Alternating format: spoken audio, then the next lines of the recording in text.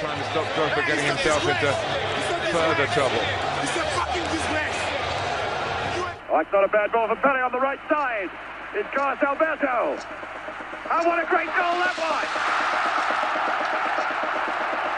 Carlos Alberto. Maradona just walked away from Huddle then. Maradona, Hodge and Maradona! They're appealing for offside. The ball came back off the foot of Steve Hodge. And Maradona gives Argentina the lead. The England players protesting to the referee. Halve finale komen. Ik heb opeens zo'n gevoel dat we in de halve finale gaan komen. Met het balbezit voor Frank de Boer. Frank de Boer speelt de bal. Heel goed naar Dennis Bergkamp. Dennis Bergkamp. Dennis Bergkamp neemt de bal aan. Dennis Bergkamp. Dennis Bergkamp. Dennis Bergkamp. Dennis Bergkamp. Dennis Bergkamp. Oh! Frank de Boer speelt de bal naar Dennis Bergkamp. Die neemt de bal feilloos aan. En die schiet de bal erin.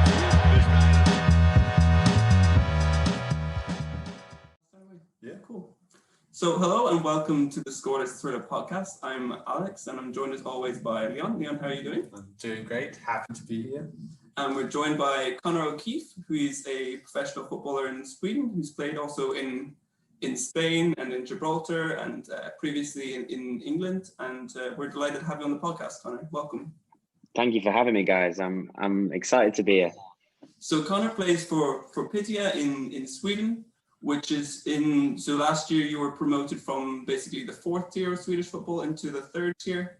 So, yeah. So you've been playing in Sweden for almost a year now, would you say? Or I came here in July of 2020.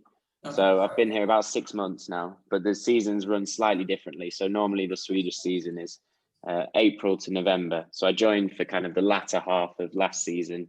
And then I'm currently in pre-season now for the 2021 season. Yeah. So I guess my first question would be, as two people who have moved to Denmark and have struggled with the Danish language, how is the Swedish coming along? Yeah, it's a really tough language. I mean, I've had, fortunately, experiences of learning language with football before. Like you said, being in Spain, when I was in Spain, very few people spoke English at the club I was at. So I was almost forced to learn very quickly. But when I came to Sweden, I'm sure you guys will have probably experienced the same. Everyone's English was superb. All the coaches, all the players, their English was fantastic, which was almost a detriment to me learning Swedish because they were so good at English. It was almost like I was back at home. So I forced myself to try my best. I'm on Duolingo at the minute and desperately trying to find more established language classes to go to. But I'm getting there. I'm getting there very slowly. Yeah. The Danish Duolingo always gives you like animal names first, which is somewhat intriguing and interesting, but also not very, applicable to everyday conversations. I say that to all my coaches and my teammates. They're always asking about my Swedish, and I said, well, I can tell you how to say I like sandwiches or there's a moose or something like that, but I can't really talk anything more kind of conversational Swedish. Well, I like sandwiches. That's something that you can use. That's quality information to convey, I guess. It'd be a shame if you actually didn't like sandwiches. It would be difficult. Yeah.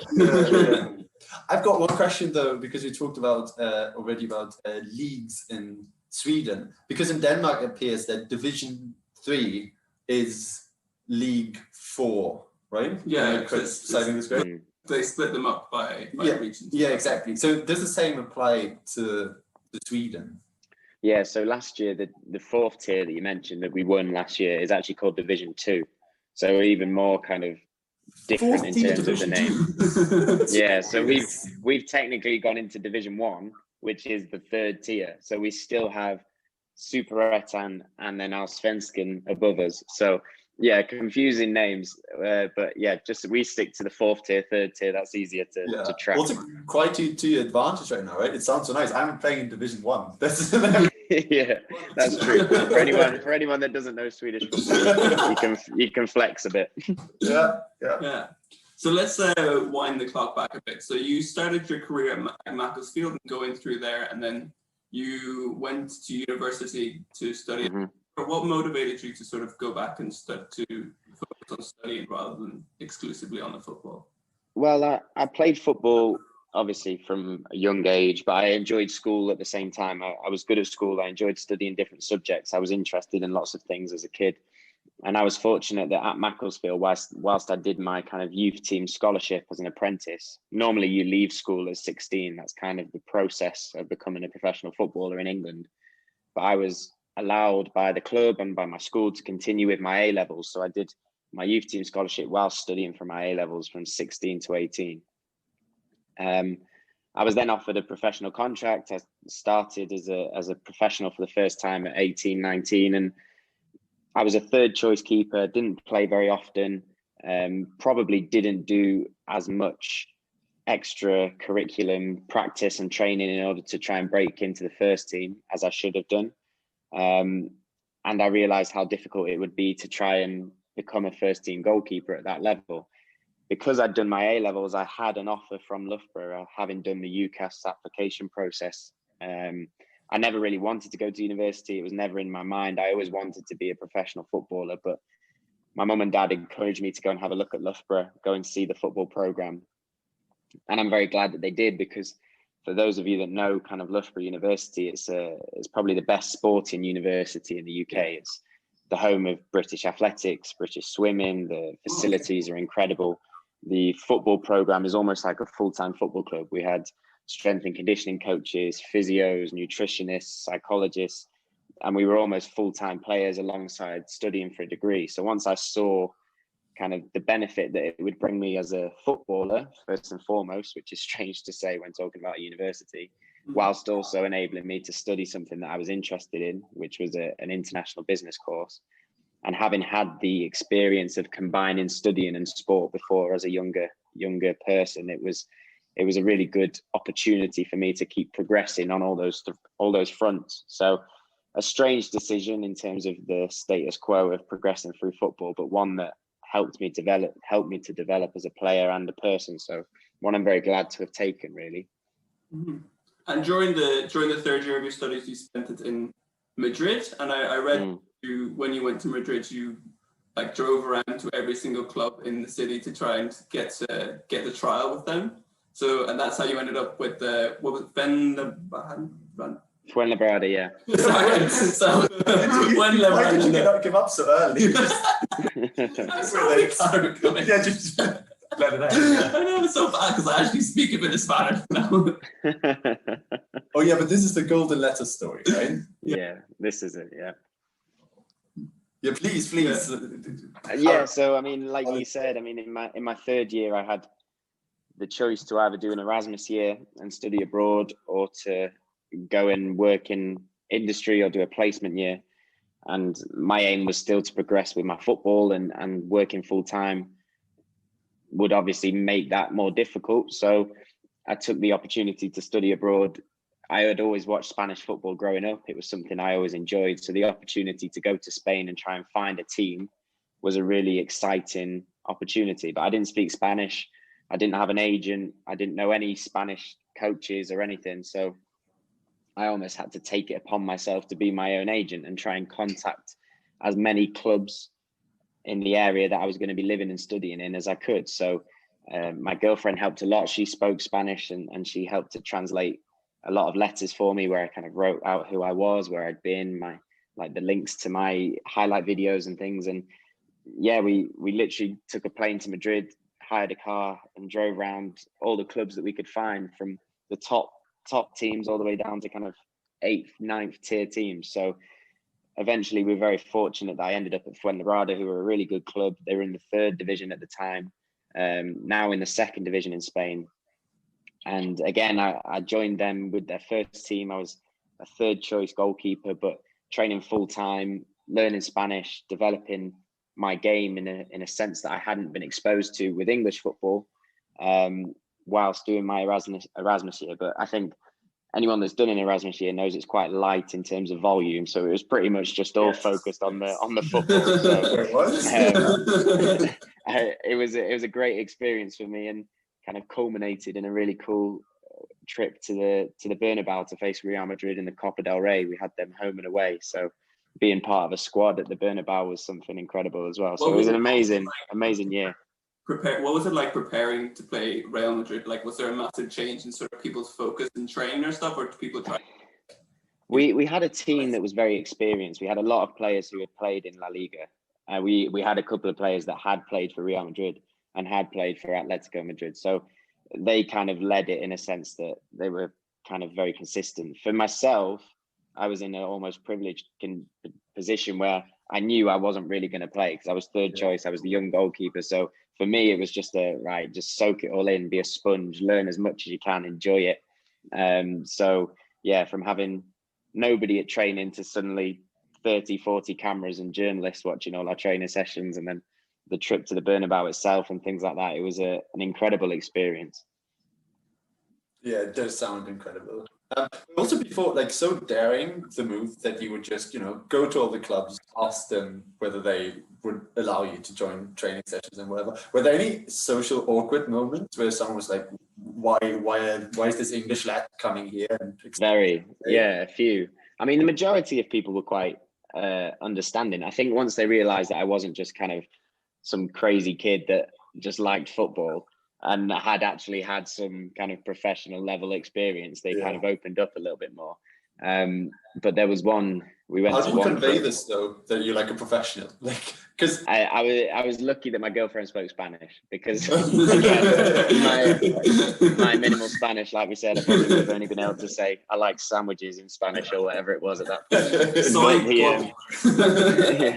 But there was one club we went to, and a guy who was, I don't know if he was, I don't think he was the manager. I think he was an assistant manager or something, but he was very, he was almost aggressive in trying to usher us out the door and calling us all sorts of names and stuff. But you just tick it off the list and go to the next one.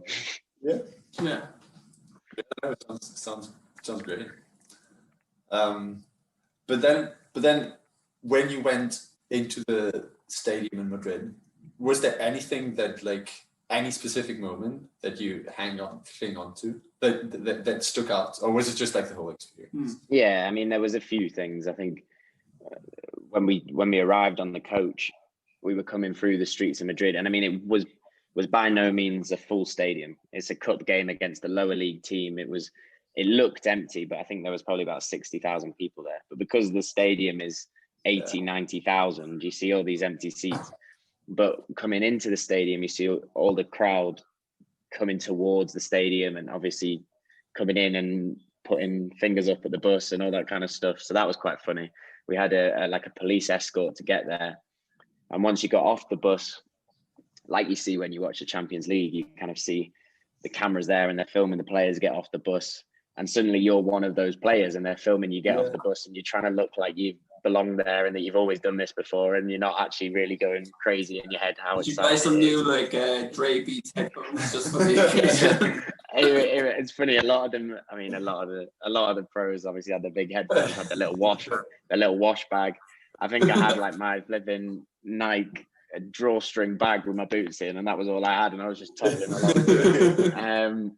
And then when we got to kind of the entrance, the players' entrance, the guy holding the door open was Raul, like welcoming us all and like saying hi, and you're kind of thinking, wow. And then you walk out into the stadium itself, the Bernabeu tunnel. A lot of people will kind of remember it from seeing it on TV. There's a very long tunnel which is quite deep with metal grating down the middle, which separates the home and away teams as they come out. And then you have to climb these stairs to get onto the pitch itself. And all you can see is the lights from the floodlights and the stands. And the stands seem to go on forever, that you can't see the sky because the stands are so tall. It's such a deep stadium and such a tall kind of almost 5 tiers all the way around that it feels like a real amphitheater of football. So walking out onto that pitch and seeing those stands and all that kind of stuff, and then looking across and seeing Bale warm up and Keylor Navas and Zidane walking down the touchline, you're kind of like, wow, okay, that's very cool. Yeah, because I think you took the team took the lead, right, in Bernabeu in the leg. Yeah, we went 1-0 up, and it was a great goal. If anyone goes back and watch the highlights, it was a really good game. We went 1-0 up with a really good goal, and I think we were winning 1-0 at half time, and then they brought Bale on off the bench, and you saw him warming up, and you're like, all right then, like, yeah, okay. let's see what you're all about. And I'm not being funny. His first touch, he had 3 touches and he'd already set up a goal. The ball got pinged out to him. He took a touch, took another touch, put a cross in with the outside of his left foot, and they scored from it. And you're like, okay, fair enough. Like, he literally just walked onto the pitch and created a goal.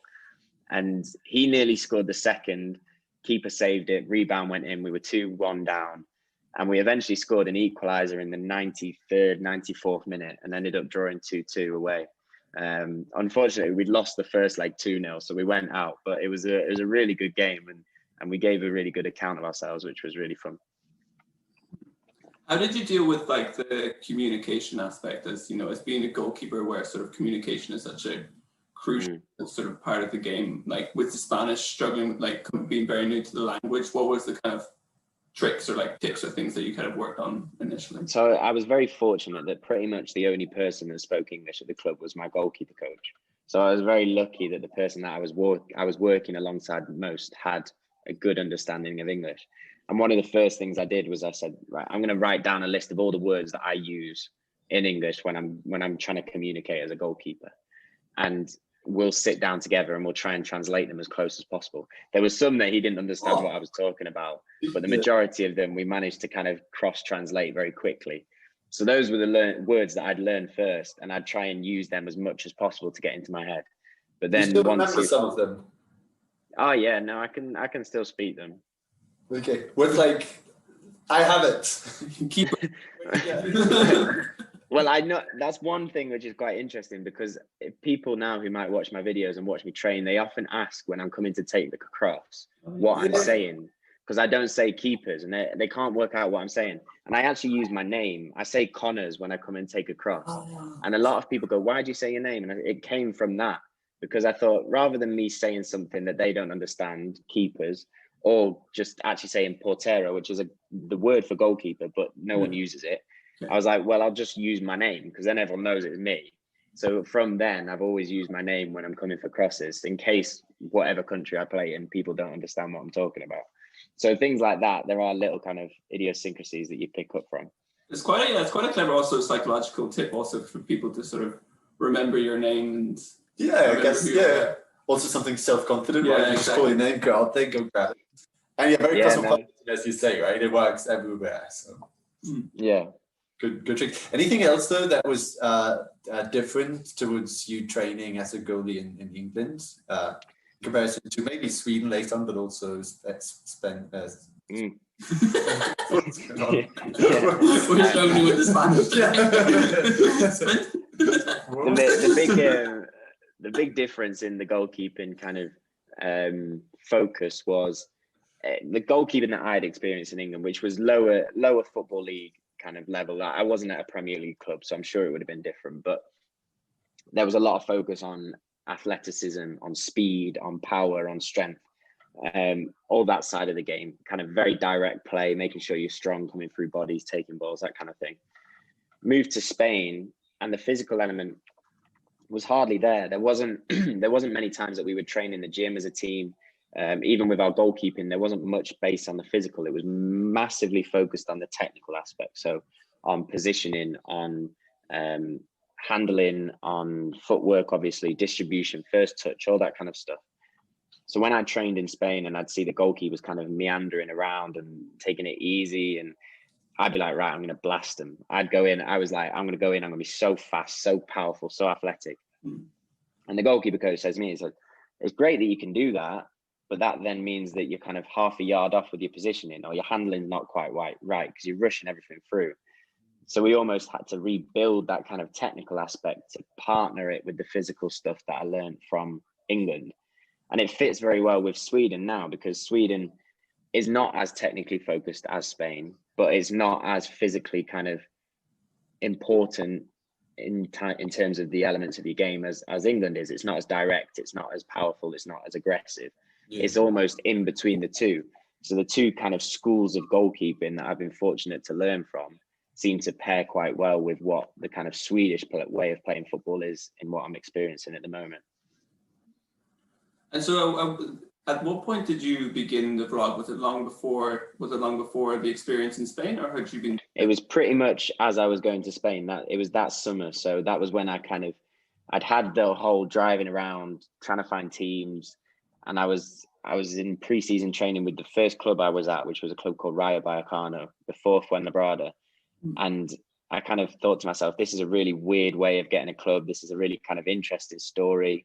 When I was a kid, I would have loved to have seen someone going abroad and trying to play, and like how to get a club if you didn't have an agent. I thought, why don't I just kind of start documenting the whole process that I'm going through? Because hopefully that can bring value to other keepers that might be at that point or might come to that point at some point in their careers. So that's when we started doing Keeping Goals in that summer, which was 2017. Yeah. What was the initial feedback that you got? It was funny because, I mean, the first vlog I ever did, I'm sure people probably go and watch it after I say this, but the first vlog I ever did, I was terrible on camera. Like, you can literally see how petrified I was to sit in front of the camera and talk. Although it was just you, right? Pardon? There was no one behind the camera, right? It wasn't even a camera. It was my phone. I bought a little phone. Just terrified of it. Yeah, I filmed it with my phone. The whole of series 1 of Keeping Goals is filmed on my phone. So I'm umming and ahhing. I don't know what to say. Like, I feel I'm really stiff. I'm really awkward. And it's the same as anything. When you first try something, you're terrible at it. And I think the first vlog I put out, I had a lot of people coming and watching it because it was all my mates from school. It was all the people from uni. Like, it was all the people like, oh, what's Conor doing? Like, why is he making a video? Like, that's a bit weird. And so, like, the first vlog actually had loads of views because, like, all these people wanted to see what I was doing.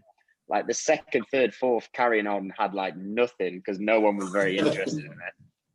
But slowly over time, kind of, the quality of what I was doing on it got better. The quality of the editing that we did got better, but also we tried to bring value with every episode, either kind of showing what's happening with me or kind of trying to teach something that I'm learning from my goalkeeping or whatever. But each episode we tried to help people as much as possible in some way. And over time, fortunately, I mean, we were never focused on the views or the numbers. It wasn't important, but over time we seem to have kind of really helped a lot of people and a lot of goalkeepers, which is amazing.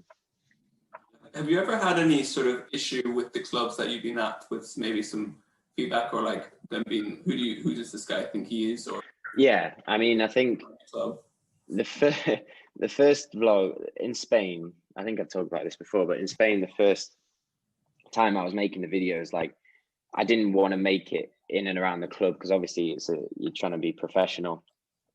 And I almost kind of convinced anyone that ever saw that I was filming, even just my own personal stuff. I was like, oh, I'm just making a project for school. Like, you don't really want to talk about it, like all that kind of stuff. But going through as I've kind of gone on, you know when it's appropriate to film stuff and when it's not appropriate. First and foremost, I'm trying to be a professional footballer. I am a professional footballer now, thankfully, and that's your job. You don't want to jeopardize that. You'd never reveal anything that wasn't supposed to be public. You'd never kind of put any team meetings or team notes out or anything like that. But I think over time, people have realized that the whole point of it is not self-promotion. It's not me trying to make myself look good. It's an honest documentation of when I'm playing well, but also when I'm playing badly, when I've been man of the match or goalkeeper of the year, and when I've conceded 5 or been injured. I'm trying to document the whole process to bring as much value to people as possible. And I think the clubs, I've been fortunate so far that every club I've been to has seen how much it helps other people. And I'm sure they've also seen that it has potential to help them as a club as well, spreading what they're doing. So I've been very lucky that they've been very kind of cooperative with what I'm trying to do with it.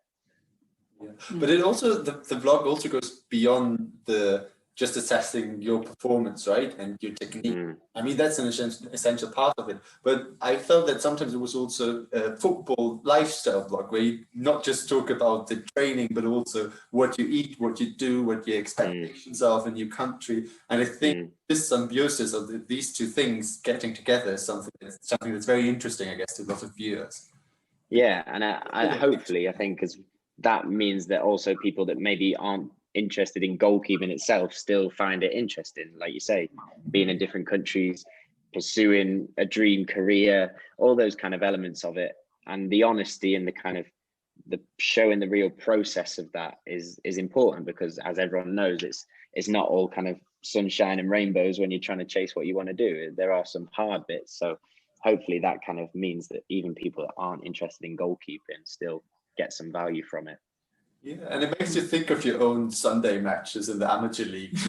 Like when you wake up and then you try to eat like a proper meal, drink enough to get stretches, you know, you get in the mood, put your backpack on, and then you go off. I think that feels very close, you know, even though you can't relate to the performance or the level of play, of course, but the rituals are more or less the same, I guess, across. Yeah, and the feeling, I think. Yeah. At the same time, like people see when it's a build up to a big game and you're naturally nervous and you're kind of excited and you're waiting to play. Like everyone's been in that position, whatever sport they're into. So yeah, I think there's definitely elements to relate, of course, to anyone at any level. That's something that we've always tried to make it. We don't want to make it an elite thing, because it's not. It's the normal process of trying to do what you want to do.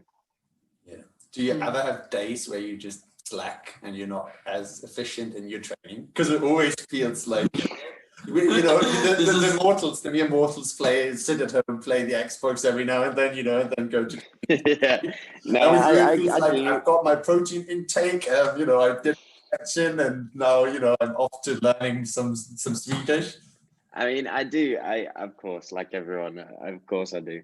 But I think I'm also very aware how much it shines a light on how boring it must seem to everyone else in terms of the daily process and the daily kind of weekly schedule, because the most recent vlog I did was literally my training schedule for a full week.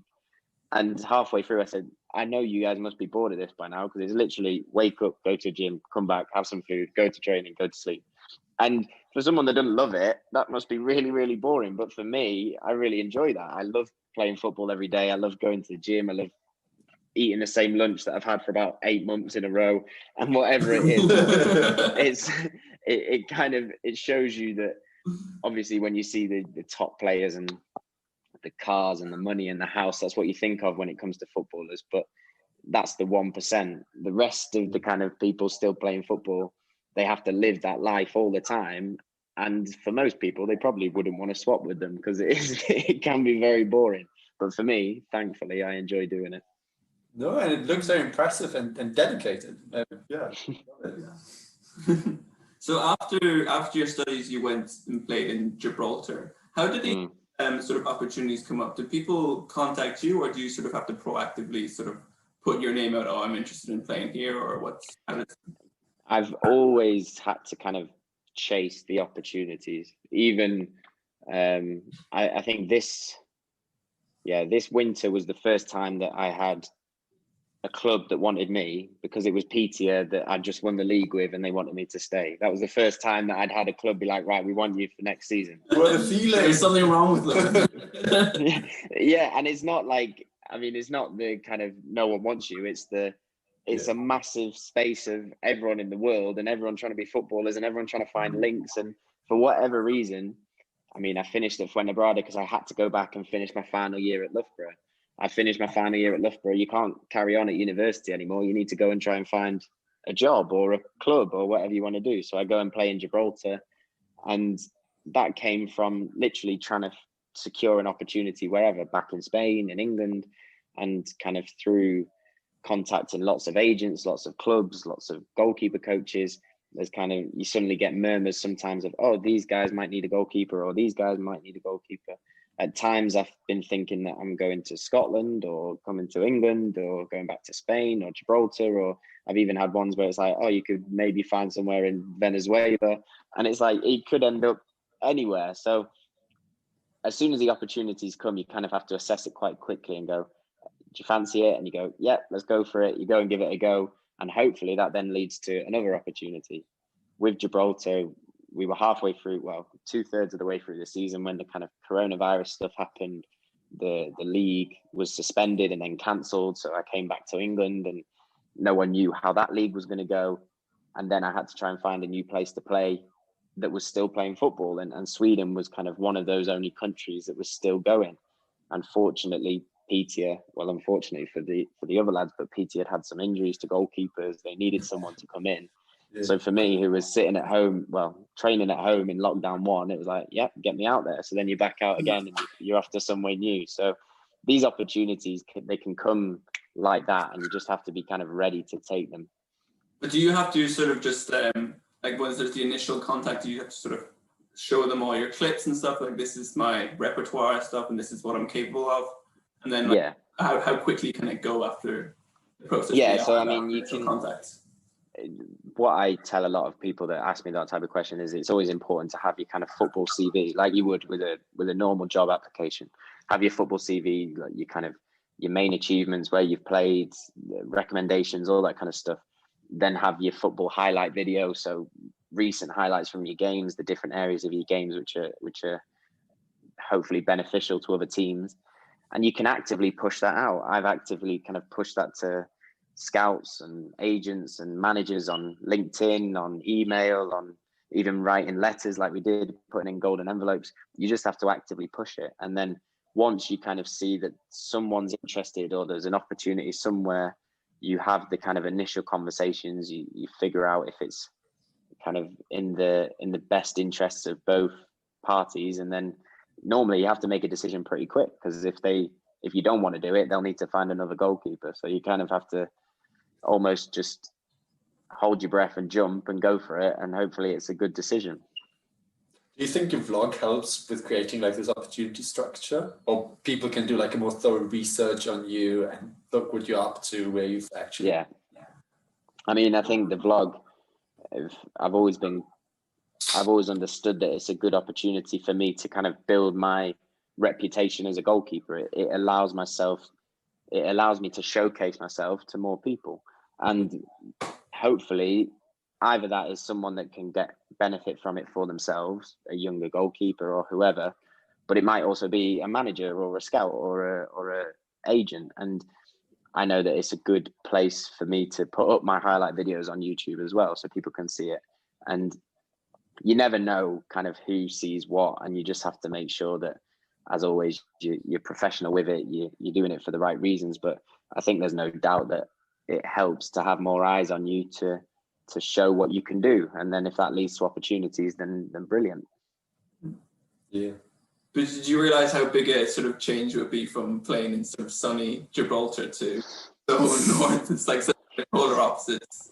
Yeah, I mean, when I arrived in July, the summers here get pretty warm, so the summers can get up to 30 degrees here in Piteå. So I kind of turned up with my big coat thinking it was going to be freezing, and it was almost as warm as where it was in Gibraltar. But now that we're in January, you kind of realize the difference between the two. And I think, well, it's benefited me in one way, because I mean, the first pre-season that I did in Madrid, it got to 39, 40 degrees when we were training, and it was just like an oven. Whereas the other week, it was minus 27 and we're training here in Piteå. So I kind of know that I can still train and perform at those different ends of the spectrum. So I'm like, well, anything in between is easy now. Are all the pitches that you're playing on in Sweden, are they all sort of the 4G AstroTurf pitches, I presume? Yeah, pretty much. I mean, even up to the top division here in Sweden, the majority of clubs are all on AstroTurf. And it was actually quite similar in Spain. Probably from the 3rd division down, everyone was on AstroTurf, but it was for very different reasons. In Spain, it was because you couldn't afford the water to keep it wet all the time. Whereas in Sweden, like you say, with the snow, the damage that it would do to grass is quite big. So in terms of us, we train and we play pretty much exclusively on AstroTurf here. Do you find you need to adjust some of sort of like your processes, and also like the way you sort of approach when you're playing on the different surfaces? Like, what are some of the things you've had to change? I think I've probably probably since I was about 22, I've probably mainly trained and on AstroTurf the majority of the time. I mean, even at Loughborough, we would train on AstroTurf. We had an amazing grass pitch at Loughborough, and obviously the surface is different in terms of how the ball moves on it, how it skips off, your kind of decision-making process. But Spain was mainly AstroTurf. Gibraltar was mainly AstroTurf, Sweden's been mainly AstroTurf, so most of the time I've been training and playing on Astro. So I think if I ever end up somewhere that's grass again, you'll probably have to make that adjustment back to that type of football. But it's all about kind of the speed of decision making, tracking the ball, making sure you're switched on, because it doesn't play too different, especially if it's a good quality AstroTurf. I did want to ask you about playing in Gibraltar, because forgive me if I'm wrong, all the games or all teams, their home stadium is like the national Gibraltar stadium. Did that ever get very weird? If you're like, oh, we're at home this week, oh, we're away this week. Yeah. So basically, like there was only 12 teams in the league.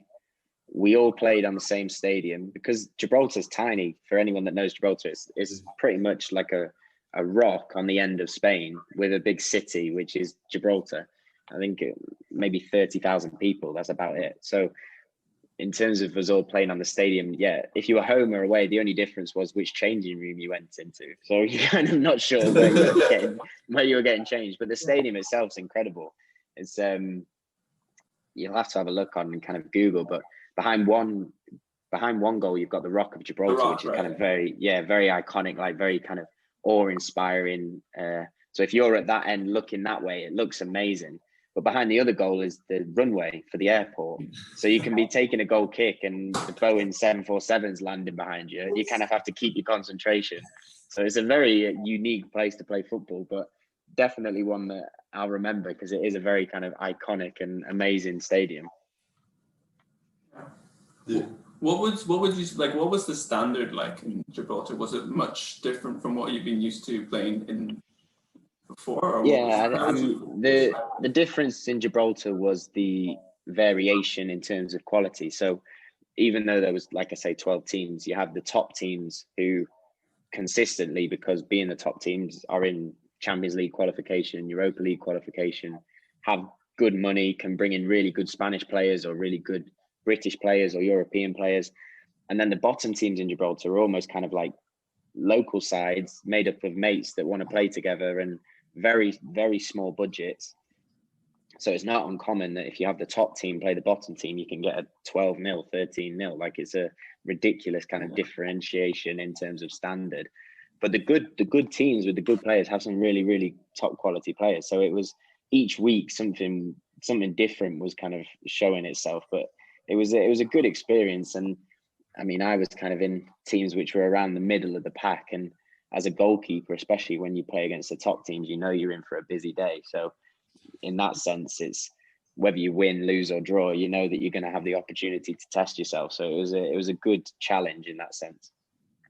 What was the worst result you had when you played for your team? The worst result in Gibraltar was 5-0. Oh, that's not even close to we had one game where we played Europa, who, when the league was suspended, were top of the league. They were going to win the league. Yeah, they played in Europa League qualifying. Yeah, so we played Europa, and this was as Europa Point, the first club that I was with, which was pretty much one of the bottom teams, had brought in loads of new players just to try and build a good squad. And the last time that Europa Point played Europa, they'd lost 11-0. And we played Europa, we lost 1-0. And I come off the pitch and I was fuming. You've lost, like you're gutted, you're upset. Like the owners coming down and they're going mad. They're like, that was amazing. Like, it was like that was incredible. Like everyone's going berserk. Like all the locals, like, oh, that's amazing. Like, all of us are like, we just lost. Like, why is everyone so happy? And they're like, oh yeah, last time we played them, we lost 11-0. So that's brilliant. And we were like, right, okay. So like those type of things you're kind of not used to. But yeah, really interesting experience either way. Yeah.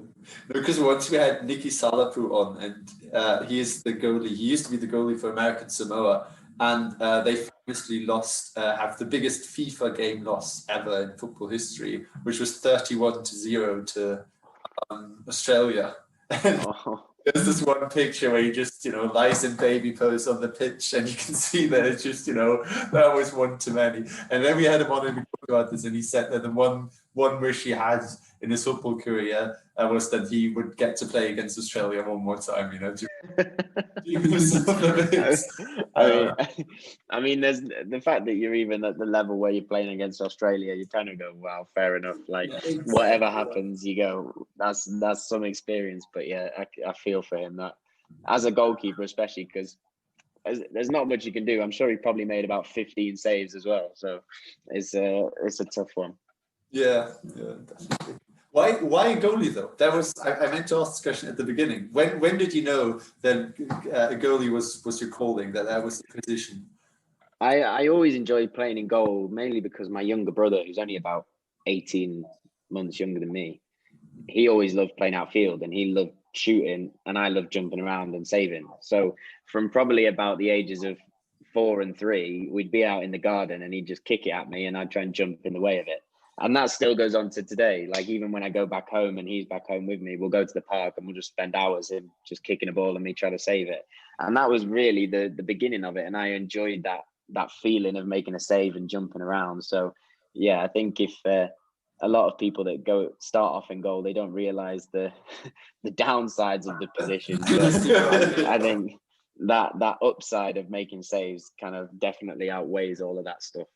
Yeah, I did want to talk about sort of the psychological aspect of sort of being a goalkeeper. So something that's kind of fascinated me is how you deal with making a mistake as a goalkeeper, because when you're outfield and like the ball runs under your foot or something, you can immediately get on the ball or something. And somebody who's sort of at our very junior level at 7-a-side is converted to playing in goal, I've found very interesting to try and deal with like psychologically how you deal in the minutes after you make a mistake.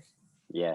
The psychological and the mental side of goalkeeping, I think, can make or break a goalkeeper. It can be your biggest attribute or your biggest weakness. And I think it's a shame that it's that way because, like you say, a centre midfielder give away the ball 10 times, no one will talk about it.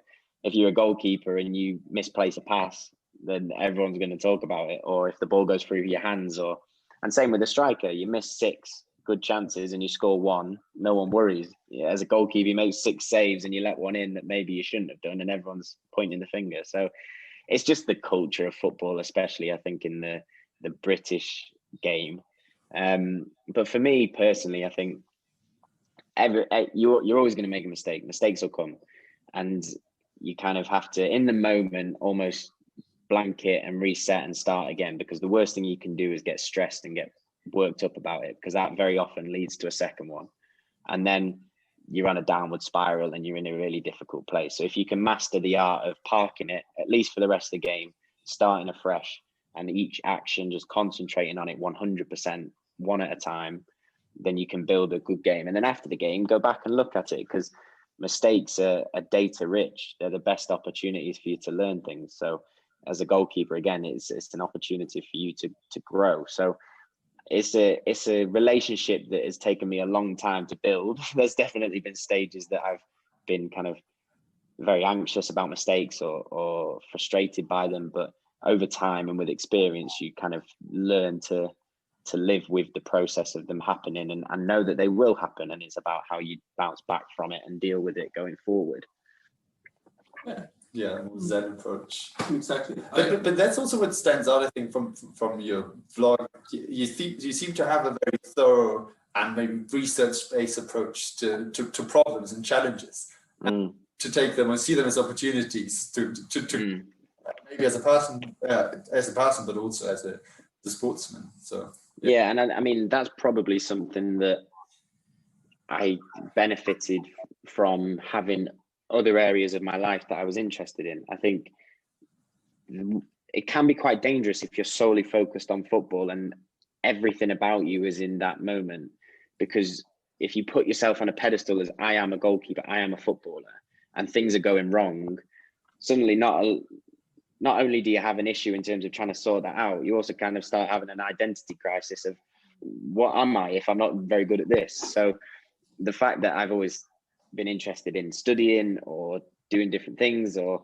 learning about other stuff, it's almost translated into my goalkeeping, that I like researching different stuff. I like trying to play with different elements of developing, and it's almost, I take an active interest in that development process. That's something that I enjoy doing. And even if it goes wrong on a weekend, I'll have a day where I'm annoyed about it and I'll be home and I'll be frustrated or whatever, but then you get up and you go again and you keep trying to move forward with it. So I think that's something I've learned by having different elements of my life that isn't, I've got to be the best goalkeeper and that's all that I do. Like, it's important to have those other aspects. So moving on to your time at Piteå now, what is it like? What is life like for you in the town now? Are you like the only sort of foreign player at the club? Yeah, so I mean, last year there were 5 of us that were from the UK that were playing for Piteå last year. So we had 5 English lads. Yeah, and there are a lot of English lads playing, well, that were playing at kind of all different levels in Sweden. It's probably the most I've ever seen in terms of exported English players. When I was in Spain, there was hardly any. But in Piteå, we had a few. But then because of Brexit this year, there's been a lot of issues in terms of UK nationals now having to have work permits. There's a kind of minimum salary for a non-EU worker, which is very high, and all that kind of stuff. So I was very fortunate that I have Irish citizenship as well as British citizenship. So I'm still an EU player. So I was able to come back, but all these English lads haven't been able to come back. So now we have a lad who's Portuguese that's playing in Piteå, but the rest at the moment are all Swedish. So and a lot of local lads from the town, which is only a small town. But thankfully, having been here almost 6 months now, I now have quite a good relationship with obviously the players and the staff and people within the town that know that I play for the club, and it's starting to feel more like home, which is nice. Yeah, because I read that the football team is quite sort of strong and well supported in the town. I know that the women's team is quite right. They play in the top division as well. Yeah, so the women's team are very good. The women's team are in the top league in Sweden. They won that league in 2018, and we're in the Champions League as a result. Like, they're a very good team, the women's team. And I think traditionally the women's team have had a greater support within the town than the men's team, because obviously playing at that level. Last year with the men's team, we had a very successful year too, winning the league and getting promotion. So it's quite a nice period of time with the town having the 2 teams doing really well. So hopefully we can keep getting those promotions and catch them up, and we can make Piteå as successful on both sides. But it's nice to have a small town where 2 teams are doing really well on both sides, male and female, which is quite unique. And in Sweden, are there fans in the stadium at all at the moment? Or? We had last season when we were playing, there was a cap, so we were only allowed, I think it was 50 fans in to watch. It was better than nothing. It was nice to have people there supporting, but yeah, it was unfortunate that we couldn't have everyone come to it. I'm not sure what's happening with this season yet. Some of the clubs that we're playing against this season are big clubs with big stadiums, so it'd be great if everyone's allowed back in, if we can play in some full stadiums especially down south in Stockholm and things like that. But yeah, we'll see. Sorry, I have to go back to the Irish thing. Where is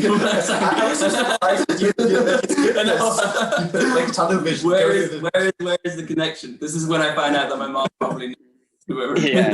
Well, I mean, Conor O'Keefe is a pretty self-explanatory name. But on my dad's side, I got a lot of family over in Ireland, so Dublin, Wexford, Cork. Like my granddad is Irish, and he came over to the UK when he was younger, and so from that sense, we have that Irish kind of heritage, but. Yeah, no, I love Ireland, and I haven't been back for a while, but I do need to go back soon and see everyone, because it's an amazing place. Yeah, no, I'm from Cork, so Cork is there. Oh, brilliant! Nice.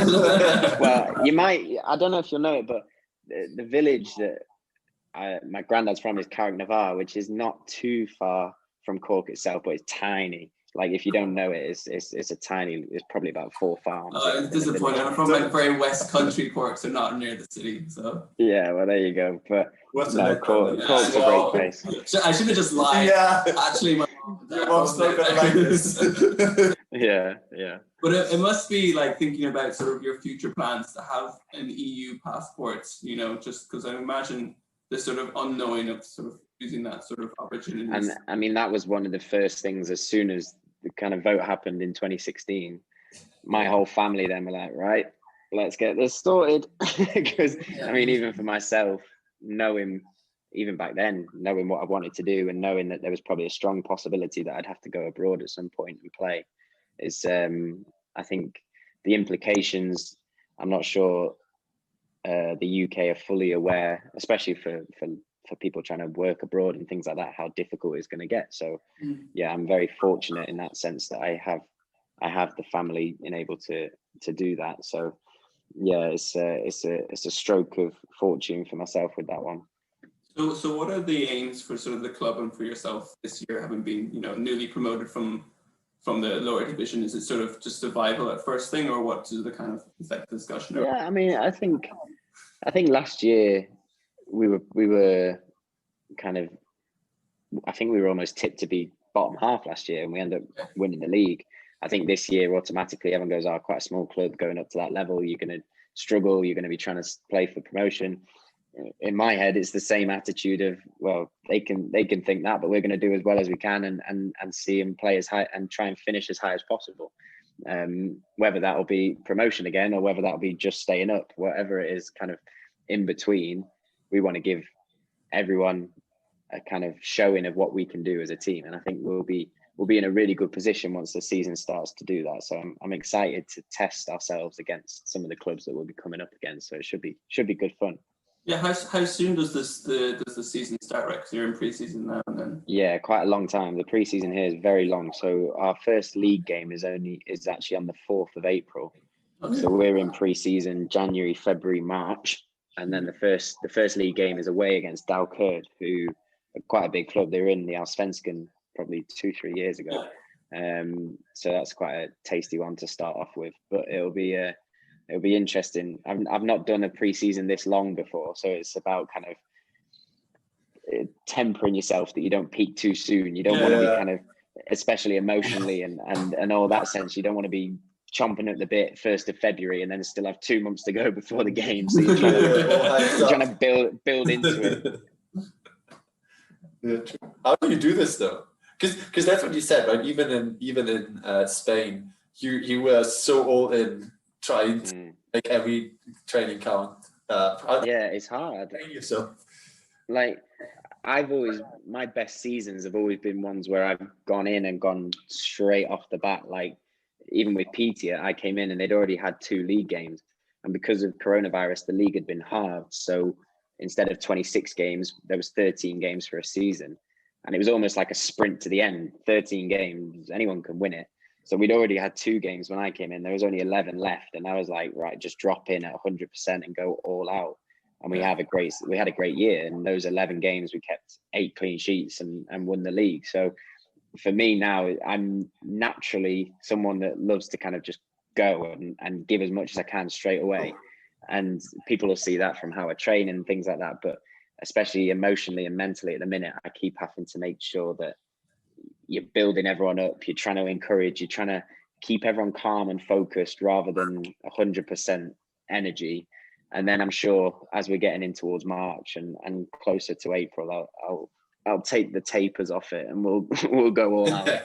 And have you still got some sort of like long-term goals of maybe trying to play at a highest level possible in England, or are you still sort of pursuing this adventure abroad, or do you just like not think about the long-term thing and just try and take it by game and season by season? I do think of the long term, and there's goals that I'll set, and I'm conflicted in a way because I love what I do in terms of having the ability to travel around and see different places and meet different people, also while doing something that I love, which is playing football. That's a dream lifestyle for anyone, really. But inside, I still have the drive to, especially back home in England, to come back and play at the highest level I possibly can. And the pathway for me to do that is to keep progressing and to keep learning and to keep building my reputation, whether that's abroad. And then when it's ready, and I think there will be a time where it's ready and the opportunity there, come back at the highest level you can and show everything that you've learned in this almost kind of apprenticeship that you've done abroad and come back and perform as best as possible back home. So I'm sure that will happen at some point, but at the moment I am enjoying traveling around, moving up the leagues, showing what I can do, learning different cultures and seeing different places at the same time. So I can't complain. It's been a great ride so far, so hopefully it'll keep going. Yeah, it definitely sounds like it. Why do you think that? Because I think you spoke about, obviously there was a few English players playing with you in Piteå, but like broadly, there's sort of the perception that British players don't want to try and travel and play abroad, and unlike other places like nationalities and stuff. Why do you think that is? Do you think that's just purely down to sort of language stuff, or something culturally about maybe British football? I think the language is a big thing. I think the fact that we are, I mean, you'll know this obviously, Liam, the fact that a lot of other countries, you are learning your languages from a very young age. In England, you have your French lessons, but no one really kind of gives it that much. And the ability to speak languages is very poor overall. I think that is an element of it. I think another element is the fact that we grow up being told that our league is the best league in the world. And every kid wants to play in that league. And they almost kind of have the ingrained mentality of, well, if I'm not getting there, then what's the point? And they throw it in and they go and do something else. Whereas I say to people, like, look at the Brazilians that are playing in Ukraine in order to just try and get an opportunity in Europe. You travel halfway across the world somewhere that you've never heard of before. You can't speak the language just to try and get the chance. So I think it's definitely something that more British players should look at, because yes, the Premier League's amazing and there's some brilliant teams in England, but there's a lot of football cultures where you can develop and learn things abroad that you wouldn't be able to learn at home, and it'll only add to your game as a player. And the better you are, the more opportunities you'll get. So for me, to try and learn those things and develop is a great opportunity to reach the level that I want to get to. Yeah. Well, I'm trying to think. I think it's somewhat similar in Germany. I don't think there are lots of German players, especially in the youth squads, that go abroad. Like in comparison to other countries, I guess. Yeah, I think it's also to do with like the markets, right? There's a lot of money in English football, like, which goes quite deep, and then people are more reticent to try and experience something else. But then, and the money's a good point. Like if you're a championship player or a League One player and you're maybe not playing, you're kind of on the fringes, you're earning a lot more there than you would be at an equivalent level, even in Spain or Portugal or someone like that. So are you willing to take a 80% pay cut to go and play somewhere abroad? And a lot of people aren't. So it's another good point. But I think the big leagues where you're told this is the best league to be in, everyone wants to stay there. So, but at the same time, everyone's coming there from abroad. So you have to kind of figure a way through all that competition. Yeah, I think that's also like obviously one of the main like the sort of initial sort of grabbing factor about your story is that like your willingness to experience other places, but also like wholeheartedly try and like ingratiate yourself into this, like actually experience the culture fully, and also show like another side of football, right? There are football cultures which are quite similar to the way we initially did things, but also at home, but also like there's a different angle of looking at these things. Yeah. Cool. No, I appreciate that. I'm glad you kind of see that within what we're doing. Yeah.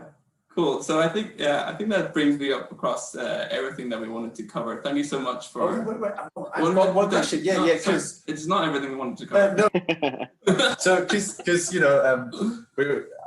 since I moved to Copenhagen, I haven't really played a lot of football. But then I found this one club, and Alex plays there as well. And he's recently someone transitioned to the role of a goalkeeper. So now, of course, I have to ask, for the sake of Volvox, not that he's doing a bad job, not at all, to improve his game. Now that you're here, what is the number one tip for goalie in the amateur league?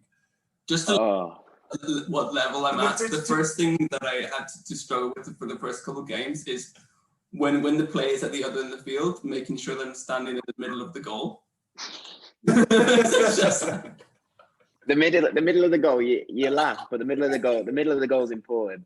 Like even when we train, and for whatever reason we move the goals out the area, so you don't have the penalty spot, you don't have the markings, I will still mark with my foot in the AstroTurf where the middle of the goal is, because it's very important. You base everything off that. So obviously knowing the middle of the goal helps.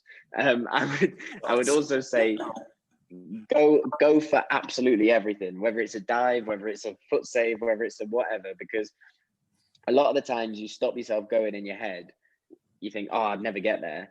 And if you just throw caution to the wind and go for it, somehow your fingertip will hit it, or it'll hit your big toe and it'll go out, and you'll be like, how on earth did I save that?